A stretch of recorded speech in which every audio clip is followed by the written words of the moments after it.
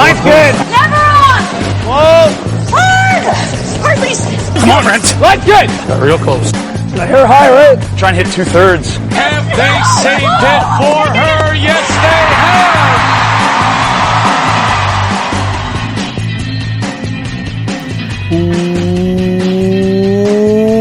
Welcome to Game of Stones, everybody. I am Sean Graham Scott.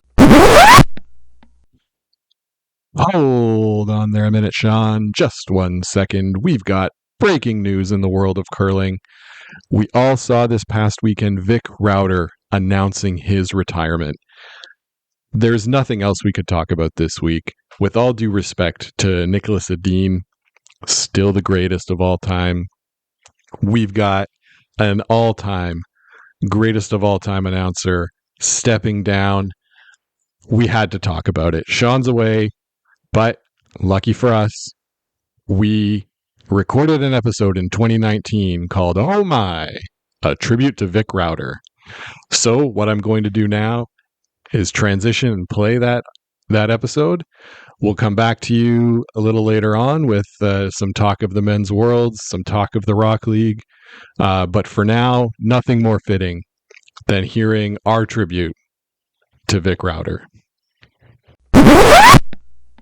Alongside, as always, hello, Scott. Sean, that intro was just about as long as your phone call you were just on there. Oh, boy. So we are here in the nation's capital. Beautiful Monday as we record this after a absolute scorcher of a weekend. There was a heat wave across a lot of the country, Scott. Yeah, and I'll admit I spent most of the weekend inside. Yeah, it was an unpleasant experience to be outside. I was standing outside on Saturday, and just the act of standing was causing me to sweat profusely. Oh dear, I did go for a little walk Saturday evening just before the storms hit. Got a little wet, but that's all right. It happens. So, of course, when it's this hot outside, we want to talk about the hottest broadcaster in the world of curling, Scott. Yeah. Who's that, Sean? None other than Vic Rauter. Oh, yes. Yeah, so we wanted to take an opportunity. We talk about Vic a lot on this show, usually about how Vic hates tiebreakers and how Vic really doesn't like the like a bracket with like a triple knockout when they did that at the pre-trials one year. Oh, yeah. All those permutations, Vic does not like those. And we talk about that a little bit in some of the jokes about Vic, but we love Vic Rauter. We do love Vic Rauter. And I think that it is undeniable that Vic Rauter is the greatest curling broadcaster of all time. Yeah, Sean, and I don't think that's up for debate at all, certainly not here. He was inducted into the Canadian Curling Hall of Fame there in 2006, and as far as I know, maybe Ray Turnbull's in there too.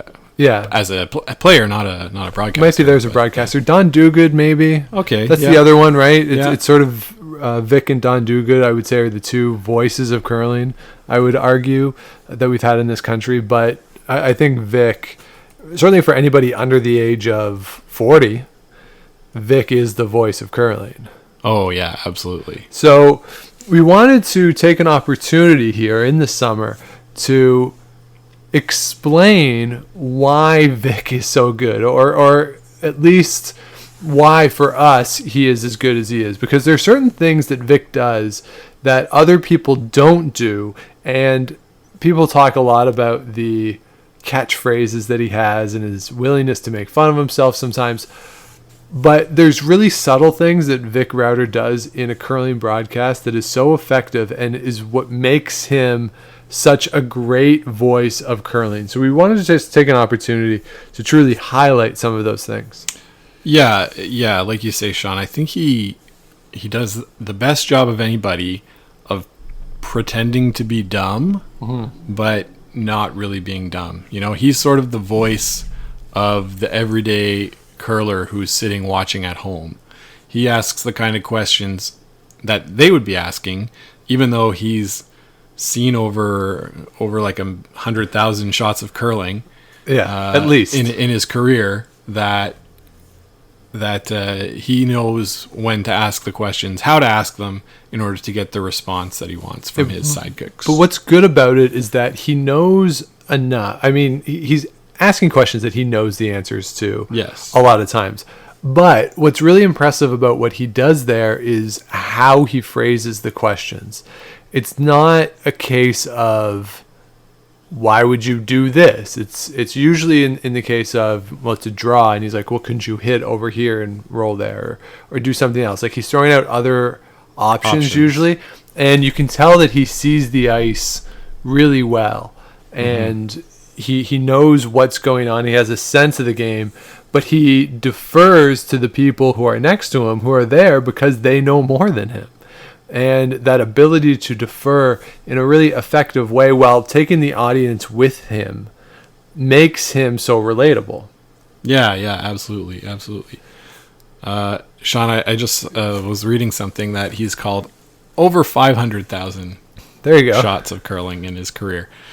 Estimate, an Sure. estimate, but pretty close. Well, that's a lot. Yeah, that's a lot. It's a lot of rucks. I think that's the biggest thing that Vic does is the ability to ask questions. The other thing that Vic does that I think is really underrated is his ability to actually call a shot. Like, while the rock is going down the ice in a big moment, he has a knack for making great calls of big shots. We have it on our intro. The shot, it's Rachel Homan against Michelle Inglot in the 10th end, and she has the thin double, and they're sweeping the whole way, and it's called have they held it for her? Yes, they have. Right? And I can go back too, and if you listen to the call when Kevin Cooey wins the trials, from the hog line in, he pretty much just repeats, you need the forefoot, you need the forefoot. When Brad Gushu, the shot to win in St. John's, and the call is something along the lines of, just got to drag it a little further for a Canadian championship. And then he stops talking because the place is going crazy. Yeah. But he has an ability to, the Pat Simmons one is another one where he makes a great call. He just has this knack in the big moments to say the right thing. Yeah, and I think that's true of all great broadcasters. You think of Tom Cheek calling Joe Carter's home run in 1993. You think of Jim Nantz always with the classic lines at the Masters. When Tiger makes the putt. So this is something that's common to all the greatest sports announcers, and we want to make sure that Vic Rauter is counted amongst those. Oh, no question. What's different, though, with Vic, I think, than somebody like Jim Nantz, Jim Nantz's lines often feel prepared. Well, they're corny. They rehearsed. Like, it doesn't feel as spontaneous. When Vic does it, it feels very spontaneous. You're right. Because it's an instant reaction to what's going on. It's not a case of... Well, sometimes it is, but like in the biggest moments, he doesn't have time to prepare for what he's going to say because you just don't know what's going to happen.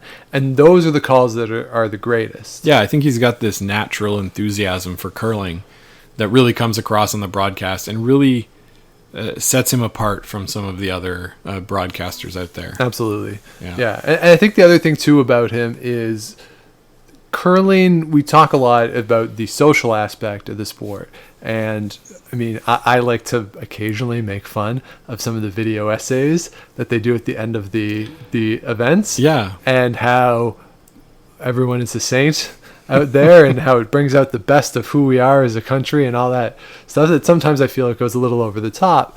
But for Vic and his experience that I've had the opportunity to see firsthand a few times at events, when he's down on the ice before a game, usually before practice, he's usually up in where they do the set piece before the game. That's during practice. But before practice, when all the players are out there stretching, doing their thing, Vic goes down and he'll circulate. Yeah. And it's sort of it's he's the dean of the sport at that point. And I've never seen a player not smile and extend their hand to Vic Rauter, right? They're excited to talk to him. They enjoy it. He remembers everyone's name, which is incredible to me. Amazing, yeah. Fifths, coaches, all that. Like he knows who they are. And his ability then to interact with the rest of the people at the event, I think for him, when he talks about that these are great people and it shows the best of the country, I think he genuinely believes that, in part because he brings that out of people. And that's been my experience with him, that he just makes people happy. Yeah. So I'll piggyback on that and tell a little story of when I was volunteering. I believe this was in Las Vegas. I was volunteering there, and I walked by Vic in the hallway down in the bowels of the stadium, right? And I thought, oh my gosh, it's Vic Rauter. I better just lower my head and walk on by. And he made a comment of, "Hey, how you doing today?" Like, and genuinely seemed interested. Right. And I said, "Oh, I'm good. Have a good broadcast up there." And he said, "Oh, thanks very much." And so, even just a volunteer walking around, he had a smile for me and gave me 5 seconds. Yeah. And made my day. Yeah. By doing that. So. You're right. He's got that little ability to connect with people. Yeah, and you see it too. Like, not that he does it very often, just because of where the booth tends to be at these events. But certainly in Vegas was an example that he came out of the booth and people from the stands would flock over to him, those who were still left in the building. And he stood there for 15, 20 minutes, signing, talking to people until everyone had enough and sort of left, right? Right. Like he wasn't leaving people hanging. And this is after in Vegas, he's in the middle of a three game day and he's got to do it. So like he really gets it. And maybe it's just his public face. I hope not. And but he really does seem like a genuine good guy. And I think that translates then into how you feel as you are watching the broadcast, that even if you've never met Vic Rauter or seen him in person, he has a personality on, I don't want to say on screen because he's on screen for like 45 seconds, but as part of the broadcast, he has a personality that is very congenial and brings you in. And it feels not like a broadcast with, say, Gary Thorne, where I feel like I'm being, yelled at and I've done something wrong for 3 hours. But he brings you in. And it feels like you're sitting around with your friends, right? We'll include Cheryl and Russ in this, and Linda and Ray before that. It's three friends hanging out watching the game. Yeah, talking like you would talk at the curling club. Yeah, but smarter. Well, I don't know. You sit behind the glass and you go, "Oh, that guy's an idiot for doing that." Well, that's what Mike Harris does. Yeah, and that's a different thing. I think Vic's voice actually has a lot to do with it. The sort of rich, deep timbre that we all strive for here, Sean. But he just like throaty. It just has a way of bringing people in and making people feel comfortable. Yeah. So I think his genuine ability to do that stems from his personality for sure, but a lot from his voice and the way that he speaks. It doesn't feel like you're being assaulted for a long time, and it's not like Buck and Pat where who knows what the hell they're talking about for 3 hours. So yeah, I think his voice has a lot to do with it, and it's become synonymous with curling. Yes. Vic Rauter is the voice of curling. He is. And when TSN got the finals of the Scotties and the Briars, was it within 10, 15 years? Yeah, back from CBC. So that happened when I was doing my master's. So 2008-9 was the last time I think CBC had everything. But when it went back to TSN, that really cemented it, because now Vic has the calls of all the biggest moments. If you think of the Jennifer Jones shot in, is it 2000, 2001, when she wins her first one, that in-off. 06, I think. That's a CBC call, right? That's not a Vic Rauter call in that moment. That's right. Because CBC still had it. So now that it's all TSN, he has the big moments as well as being the soundtrack of the week. So those signature moments he gets as well. Yeah, so like he's in the middle of all of it. Yeah. Yeah, so I'm looking at the championships here for Jennifer Jones and Scotty's 2005. 2005. Okay, yeah. So that great in-off that she makes against Jen Hanna. That shot, yeah, that's a CBC call. Yeah, exactly. And going back even to watch some of the clips other than that we do sometimes for this show and sometimes just for fun. The CBC, it's different enough that you're kind of like, man, I wish Vic was calling this. Right. Yeah. Yeah, and I mean, part of that too for forever was, at least for me, was Linda and Ray too. Yeah. That the three of them, I mean, with all due respect to Cheryl and Russ, but Vic, Linda, Ray, I don't know if you can surpass that. That was always great.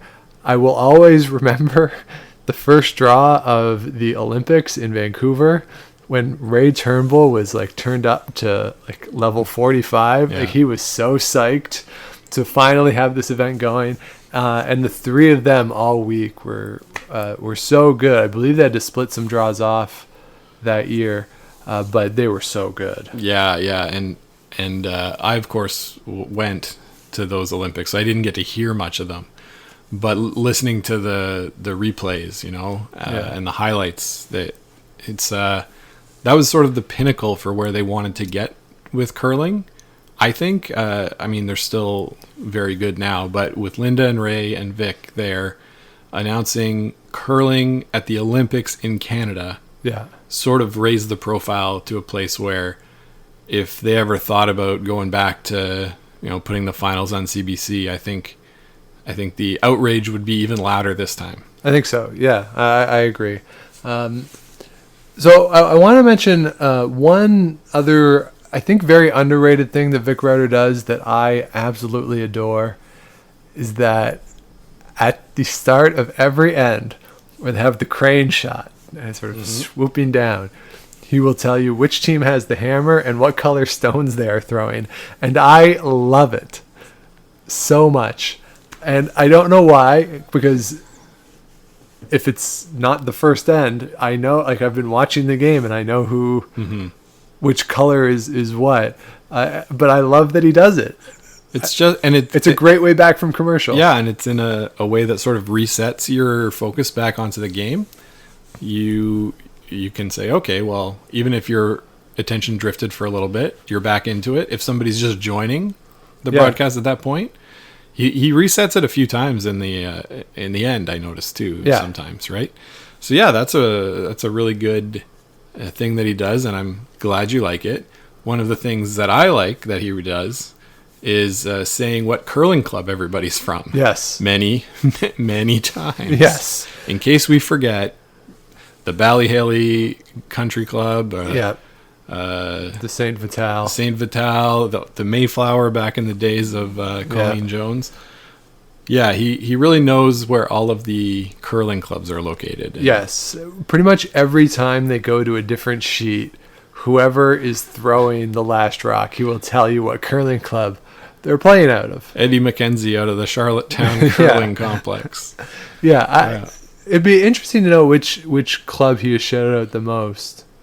You'd have to think Saint Vital. Saint Vital, or the one in Edmonton that everyone plays at. Oh, the Saville Center. The Saville Center. Yeah, that's a good choice too. Yeah, so everybody's from there. Yeah, but it's so, I don't know. It's just so, it makes it feel. That's another thing that you certainly don't get that on the slams, but it also makes it feel again like it connects the viewer somehow, right? To remind, these people aren't playing in Tuesday night mixed rec league, right? Like they're not. Well, Eddie McKenzie might. I don't know, but you're not. We play at the Ottawa Curling Club. I have not seen any member of Team Home in there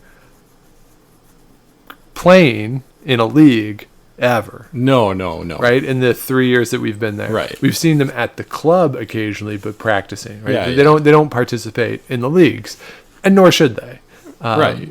But it's sort of this reminder of like, I play at a curling club. They're members of a curling club, and I think sometimes you forget, or at least I have forgotten, that like when you see, say, baseball players or hockey players, wherever, they're practicing. Even the practice facilities that they have are not generally like the facilities that are the public has access to. Yeah. But curlers, for them to practice, they have to go to the places where the public has access. Goes to curl, right? yeah. And, Aaron Boyes, who I did my PhD with and now we play softball with, he wanted to try curling. First time I ever took him out at the Rito Curling Club, we were on sheet 3, and on sheets 4 and 5 were Team Homan. Yes, he told me about that this week, actually. So I'm out there trying to, teach this guy who's never been on the ice before basic form and going through all those things.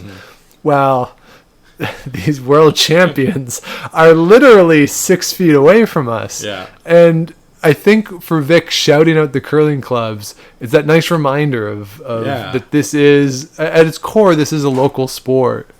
And everyone is connected to it in some way. Absolutely. That's sort of, it keeps it grounded, right? And like you say, hey, I play at a curling club. Maybe I could be on TV one day. I know when I was, a junior player and in my early 20s, I kept thinking, whoa, like that'd be so cool if I could do that, right? Obviously, I'm not good enough, but no, like that's sort of like you're a minor celebrity for the week that you do the Scotties or the Briar. Yeah. And now it's gotten to the point where in the game where they're a little higher profile. But I sort of loved having, the not only the curling clubs, but the professions that they used to do back in the day. Glenn Howard, beer store owner, manager.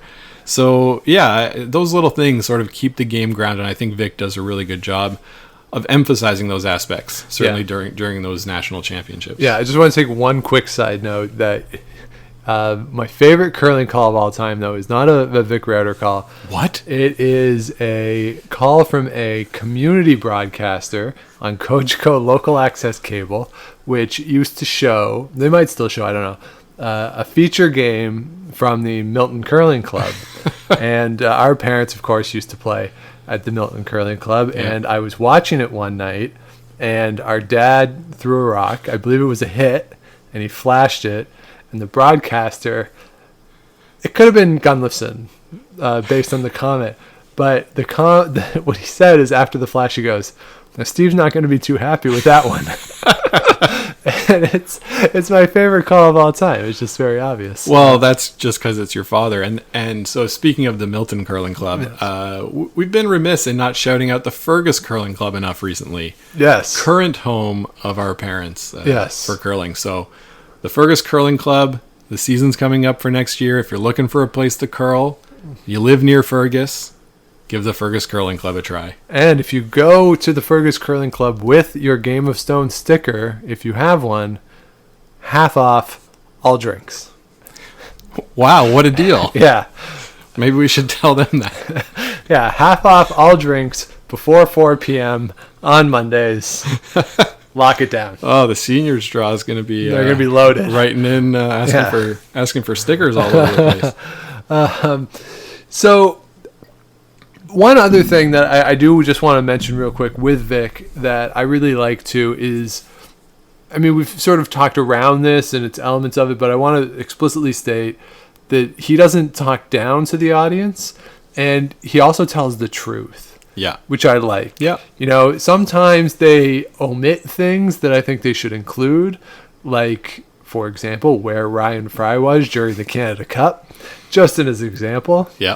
But he will also say, that's a bad shot, or when Brad Jacobs was having his little meltdown during the trials in 2017, like, he was very clear, like, this is not good. Don't like to see that. Yeah, right? Yeah. So he doesn't, he's not patronizing in any way, where I think it could be easy at times to do that, to feel like because he's done it for so long, he has so much knowledge, it could feel like he's talking down to the audience, and he never does that. He always brings the audience along, and I never feel as though he's trying to sell me anything. Mm-hmm. Right? I feel as though, when he talks about, things are great, and, this is what the country's all about. I get the sense that he truly believes that, that he's not trying to spin something for whatever purpose. Yeah, yeah. And and that's got a lot to do with his ability to be genuine, right? Right. He could easily be talking down to the audience, as you say, because he's watched 500,000 curling shots in his career. He knows all about curling. 30 years broadcasting. 33 now. He's 86. He became the lead broadcaster for TSN curling, and so you're right. He sort of makes everyone feel comfortable. Yeah, and that's what I like best about watching any sports on TV. Like, I turn off Buck and Pat. I can't stand them because I think they're dumb. Sure. Vic sometimes will ask dumb questions, but it's in a way to get a smart response. You know what I mean? Yeah. And I think Russ Howard, we joke about him going like pretty crazy with gear effect and all of his Russ isms that you can force him to a deuce. Forcing him to a deuce. You can play all the drinking games you want, but Vic Rauter is sort of the glue that keeps that thing from going too far off. Yeah, no question. Yeah, and I think he was the same with Ray too. Yeah, right. Ray was a very excitable guy, but he was able. Yeah, Vic was able to sort of rein him in. Yeah, I also loved when Ray would call him Victor. Victor. Thank you, Victor. It was always great. Actually, and if you go on YouTube too, you can see. If you Google or YouTube Ray Turnbull, you can see the last thing they did from Cortina d'Ampezzo, the first time Cooey won the World Championship, with when Blake McDonald was still on the team way back when, and it's Vic, Linda, and Ray doing a stand-up shot after the event, and it's Vic saying his goodbye to Ray and a thank you, and Ray's losing it. Ray, it sounds like he calls him Rick because he's like choking up. He's saying that's a real tearjerker. So you got to be in the right frame of mind to watch that. So but you could tell that they were like legitimately friendly with each other. And really got along, and that comes across in the broadcast. And I think the same is true for the current crew, that they're friendly with each other, and there's no. Like, they trust each other, they like each other, and that's why you can sit on a Wednesday night and just sit and watch, even if it's not a good game. You can just sit and watch, and it's comfortable. Yeah, exactly. I think Vic, he's carrying the load of the broadcaster. In that booth, right? Russ and Cheryl and Linda and Ray were not professional broadcasters. No, and with the tutelage of Vic, have sort of moved further in that direction. So that's no small feat either, sort of like Jim Nantz with Tony Romo, sort of brought him along and helped him become as good as he is now. Right. 2 Jim Nantz shout outs here, Scott. Hello, friends. Well, Sean, TSN did a top 10 list once of all the best Vic Rauter. So I think we'll play that now, and then we'll come back and talk about it after. Okay, let's do it. Sound good? Yeah. Okay. A brilliant curling shot in this country needs TSN's Vic Rauter on the call. Otherwise, it's like a sandwich without the tangy zip of Miracle Whip. Vic puts the personality in broadcast personality, and he's the subject of what could be the greatest top 10 ever.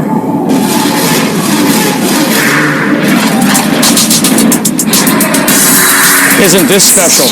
And definitely a first. Hospitality everywhere has been wonderful, but nowhere has anyone welcomed me by making and carving a Welcome Vic sign.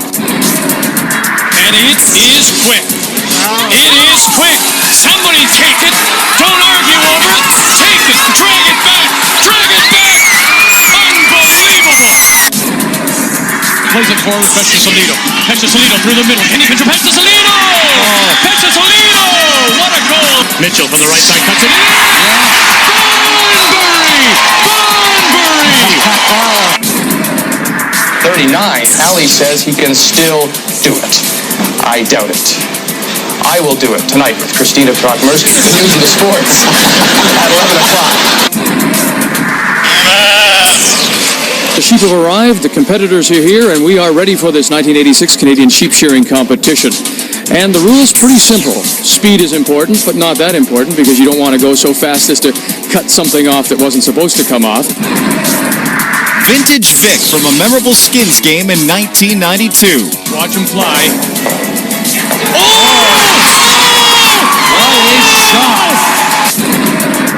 This is Kakinga.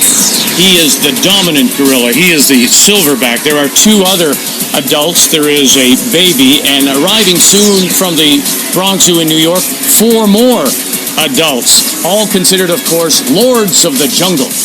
Heading into day 3 of play at the Saddle Dome, the question was, who could beat the lords of the ring so far? Alberta and Ontario.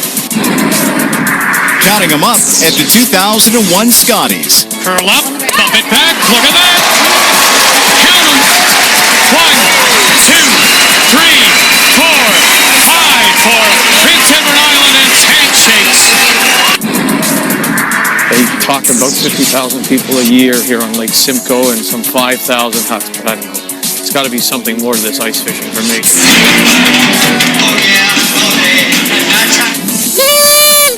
Now this is ice fishing. Vic Rauter, TSN, in the ice fishing capital of Canada, Georgina, Ontario. Hey Vic, come on back in. I gotta go back. I promised her a dance. And of course, it's Vic Rauter's signature finish. Make the final, make the final, make the final. San Francisco 10, Montreal 5. So there you go. Yeah, wasn't that great? The gorilla thing I do not remember. That is pretty spectacular. Yeah, I think it was from a Kevin Martin, Russ Howard year when the Briar was in Calgary. Right. My favorite, Sean, had to have been the 1986 Canadian sheep shearing. That was great. Who knew that they had it? Who knew that it was going to be on TSN? Sure. And just the absurdity of the serious Vic Rauter with the 1986 Canadian Sheep Shearing Championships just makes me laugh. Right. Well, I respect Vic because I think they also approached him to do the milk or the cow milking championship that year, but he held out for the FU sheep shearing money. So, good job there on Vic. Well done, Vic. Well done. But what was also great about that is the soccer clip. Yes. Of the longer names, almost Italian sounding names. I couldn't really tell. I think so, yeah. A lot of vowels in the name. And it's so cool to, when you see it, I don't watch F1, but Vic still does a lot of the F1. Yeah. At Canada Summer Games stuff, he would do stuff like soccer. He would do baseball occasionally. Yeah, the last one there was an Expos broadcast. Yeah, so, it's not just that Vic is a curling guy. He is, of course, the voice of curling, and that is what he is best known for. But he has a wide array of broadcasting credits. I think my favorite Vic sport, other than the curling, is when he did bowling on TSN. Oh, he was so great with the bowling. Yeah. And then they show 5-pin bowling, too. Yeah, they did. Yeah, they did. Oh, it was definitely good. So... anything else that you want to say about Vic here? I just want to assure everybody that this is not a incredibly transparent attempt to get Vic Rauter on the show. This is not what that is. No. But of course, Vic Rauter is always welcome. I mean, we've declared to a certain degree, no players to an extent. Other people do that and do it better than we can. Vic, I think we can make an exception for. If Vic wants to give us a call, I'm just saying that if Vic wants to give us a call, we could talk to him. Absolutely, and we are definitely not keeping this episode in the can. Looking forward 30 years into the future when Vic's no longer with us. No, because we just love him so much. We want to get this out now. Yeah, and hopefully everyone will share their appreciation. Yeah, Vic gets a lot of love during the season for sure, but I think it's nice to take a chance to. I mean, he's one of the reasons I love curling, right? And now that we do this curling show, it's a good chance in the summer to really try to focus in on why he's so good. Yeah, exactly. So there you go. That's our love letter to Vic Rauter here at the end of July. as we start to turn the page. Summer is more than half over in the curling sense. And before you know it, we'll be right back out there on that ice, Scotty. You got it, Sean, and I can't wait. So please do, if you have not yet, subscribe to the show, Apple Podcasts, Google Podcast, Stitcher, TuneIn, wherever it is you get the shows. Subscribe, like it, comment, keeps the show going, lets other people find it. You can find us on Twitter and Instagram at Game of Stones Pod. You can email the show with any ideas, suggestions, Game of Stones Podcast at gmail.com. You can find Scott on Twitter and Instagram at Scott Likes TV. I'm on Twitter at Dr. Shawnee Fever. So thank you for joining us this week. We'll be back with you again For a men's world recap, as well as a Rock League recap. Until then, keep your brooms on the ice and don't dump that insert. Make the final.